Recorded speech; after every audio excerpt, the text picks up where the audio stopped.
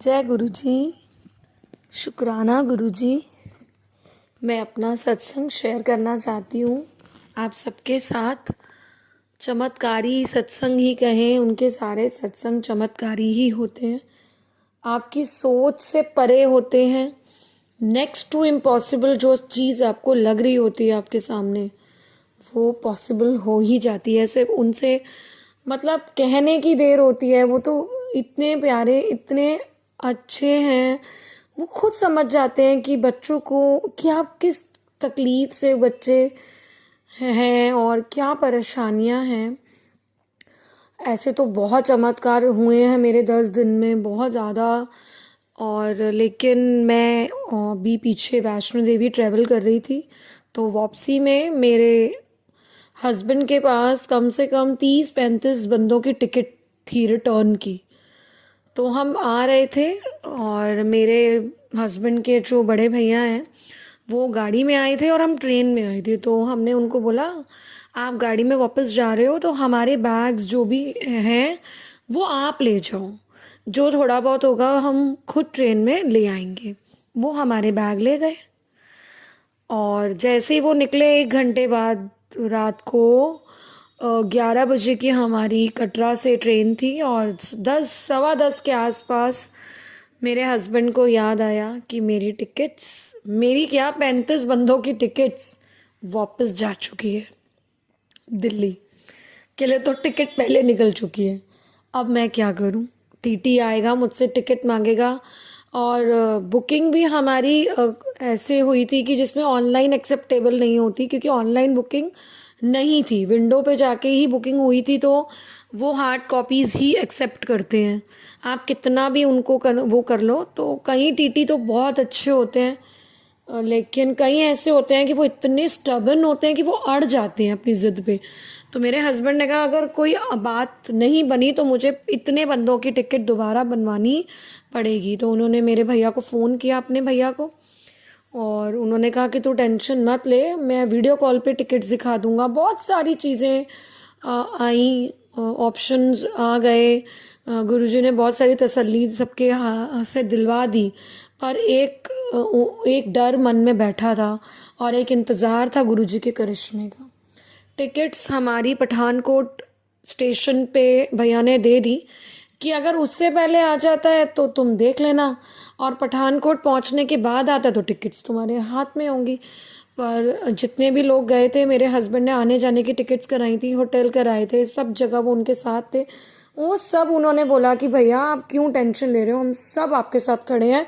अगर टिकट दोबारा भी बनी ना तो हम खुद अपनी टिकट बनवा लेंगे, आप क्यों टेंशन ले रहे हो। बस मेरे हस्बैंड रो नहीं रहे थे, क्योंकि एक लेडी तो फिर भी रो के सब कुछ कर देती है, बट एक आदमी रो भी नहीं सकता है सबके आगे। लेकिन वो बहुत ज़्यादा एम्बैरस हुए, बहुत ज़्यादा डर गए कि ये मुझसे क्या हो गया, मैं क्या बोलूँगा, कन्विंस भी कैसे करूँगा।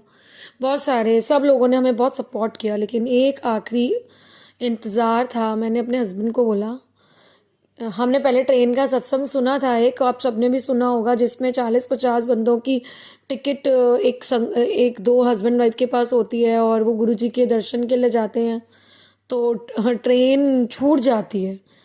तो लोग बहुत बुरा भला उनको बोलते हैं। तो वहाँ एक बंदा आता है या पता नहीं टीटी आता है, वो उनको बोलता है कि क्यों इतने परेशान हो, वो देखो वहाँ पे एक ट्रेन खड़ी है, श्रद्धा एक्सप्रेस, उस पर चढ़ जाओ, उस पर जगह ही जगह है। ये सत्संग भी सबने सुना और हमने ऐसा सत्संग है संगत जी, और ये हमने जाने से पहले ही सुना तो हम हंस भी रहे थे कि ऐसे ही हम हस्बैंड वाइफ के पास सबकी रिस्पॉन्सिबिलिटी है, सबके टिकट, अगर हमसे ऐसी कोई चूक हो गई जैसे उनसे हुई थी तो क्या गुरुजी हमारी भी मदद करेंगे। संगत जी, हम क्या जब क्या बोलते हैं ना तो गुरुजी को लगता है कि अच्छा तुम्हें मेरे पे ट्रस्ट नहीं है तो मुझे आजमाते हो, लेकिन हम कौन है। तो हम यूं ही मजाक कर रहे थे कि फिर गुरुजी हमारे पास भी आएंगे हमारी मदद के लिए। तो उससे पहले भी गुरुजी बहुत बार आए अपने हमारी मदद के लिए, हमेशा हर पल आए। उतराई जब मैं चढ़ रही थी वैष्णो देवी की चढ़ाई, तब भी वो मेरे साथ थे। उतराई में जब बहुत मुश्किल हो रही थी तब भी वो मेरे साथ थे। बात आई स्टेशन पहुंचे, सब ट्रेन में बैठ गए, सब अपनी अपनी जगह लेट गए अपने अपने सीट्स पर। रात हो रही थी, आधे बंदे सो गए, तो मेरे हस्बैंड और मेरे जीजा जी, एक मेरा भैया, वो बहुत ज़्यादा परेशान, टेंशन में, तीनों जेंट्स बैठे थे कि क्या जवाब देंगे, शोर मच जाएगा या तो हल निकल आएगा। अच्छा, सबने बोला टीटी आया, टीटी आ गया। टीटी को आने में बहुत देर हो गई, 12:30-1 बजे का टाइम हो गया, टीटी को आने में देर हो गई। अगला स्टेशन पठानकोट था, पर पठानकोट पहुंच जाते और टिकट हाथ में आ जाती तो शायद हम शुक्राना तो करते, लेकिन हमारे शुक्राना में चमत्कार नहीं होता। लेकिन गुरुजी को हमने कहा था कि क्या गुरुजी हमारे पास आएंगे, ऐसे हम अगर हमारे पास कोई टिकट्स हमारे पास रह जाती है या हमसे कुछ टिकट मिसप्लेस हो जाती है। वही हो गया, टीटी आ गया। पठानकोट नहीं आया पर टीटी आ गया। तो टीटी ने बोला मेरे पास इतना टाइम नहीं, आप अपनी टिकट्स दिखाइए। तो किसी ने बोला कि ये ग्रुप में है, आप इनकी टिकट्स को छोड़िए। 12, ये तो बहुत 35 बंदे हैं, 12 सीटों पे सब अपना ऐसे, बहुत लेट भी हो गया है। तो दूसरे टीटी ने कहा आप छोड़िए, 35-40 बंदे हैं, इनके क्या नहीं। उसने कहा नहीं, टिकट तो मैं चेक करूँगा। तो मेरे हस्बैंड की तो बहुत बुरी हालत हो गई, लेकिन गुरुजी साथ थे, उन्होंने, वो रहते हैं हमेशा अपने बच्चों के साथ। 4 टिकट चेक हुई, वो भी टिकट हार्ड कॉपीज नहीं मांगी है। अच्छा जी, आप नंबर बता दीजिए, मुझे भी जल्दी है, आप सब भी सो रहे हैं आपके, आप सब नंबर बता दीजिए कौन कौन से नंबर है। मेरे हस्बैंड शॉक्ड हो गए कि उन्हें हार्ड कॉपीज चाहिए ही नहीं थी। वो जो टीटी हार्ड कॉपीज के बिना काम नहीं करता है, वो मांगता ही मांगते हैं। और उन्होंने कहा सिर्फ नंबर बता दीजिए। मेरे हस्बैंड ने सीटों के नंबर बताने शुरू किए। 1-2 प्रॉब्लम सीट में भी थी। कोई किसी की सीट पे हमारे में बैठा था, मेल फीमेल की सीट पे बैठा था, बच्चा किसी की सीट पे बैठा था, गड़बड़ वहाँ भी हो सकती थी।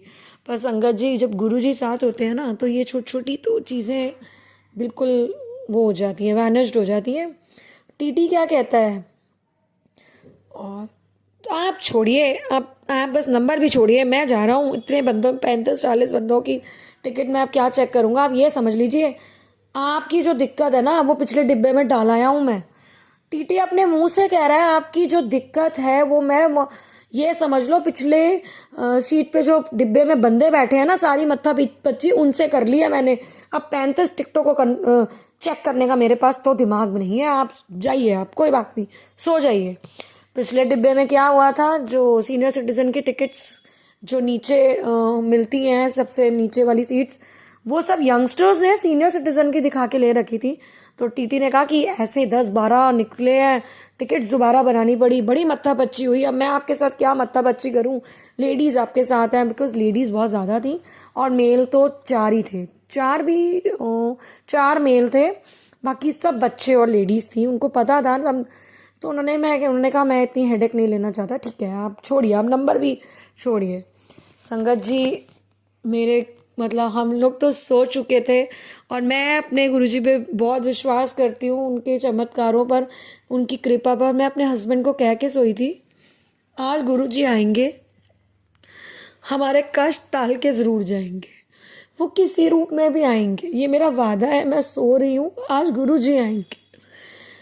तो आए, वो शायद टीटी के रूप में ही हमारे, उन्होंने ये तक बोला कि मैंने पिछले डिब्बे में ही तुम्हारी मुसीबतों को काट दिया है, टाल दिया है, क्योंकि वहाँ मुझे बहुत मत्था पच्ची करनी पड़ी। तो सॉरी, ये चमत्कार गुरु जी के ही हैं। हम ट्रेन में गए, हमारी जो सीट थी वहाँ पे का शीशा चकनाचूर हो रखा था। वहाँ पे लोगों ने बोला कि आप इन सीटों पे मत बैठिए, रात को ट्रेन स्पीड पकड़ेगी, शीशे चकनाचूर होकर आपके मुंह पे भी आ सकते हैं। हमारे पास कोई ऑप्शन नहीं थी। सुबह के टाइम में आप फिर भी एडजस्ट हो सकते हो, रात के टाइम में आप एडजस्ट नहीं हो सकते। मैंने अपने हस्बैंड को बोला हम इतनी अच्छी जगह से वापस आ रहे हैं, दरबार से, हमारी माता रानी हमारे साथ इतना बुरा नहीं करेगी कि ये कांच के टुकड़े हो जाएं और हम में से किसी को भी नुकसान हो। गुरुजी बैठे हैं ना, जब वो टीटी से भी निपटारा करेंगे और इस कांच से भी। संगत जी, ट्रेन भी चली, सब अपनी जगह पे भी सोए, वो हार्ड कॉपीज भी चेक नहीं हुई, उस शीशे को भी कुछ नहीं हुआ। सब सही सलामत अपने घर, बच्चे अपने घर वापस आ गए। ये सब उनकी दया है। उन्हें सब पता है कि उनके बच्चों को क्या चाहिए। वो कुछ नहीं मांगते, वो शुक्राना भी अपने लिए नहीं बोलते। वो बस ये कहते हैं कि शायद हम किसी चीज़ के शुक्राना करें, हमारे थ्रू और किसी का भला हो जाए।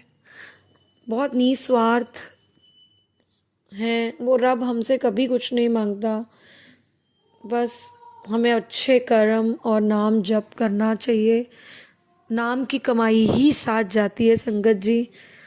बस जय गुरु जी। इनका बहुत शुक्राना जितना करें उतना कम है। जय गुरु जी, शुक्राना गुरु जी, अनंतम अनंतम शुक्राना गुरु जी।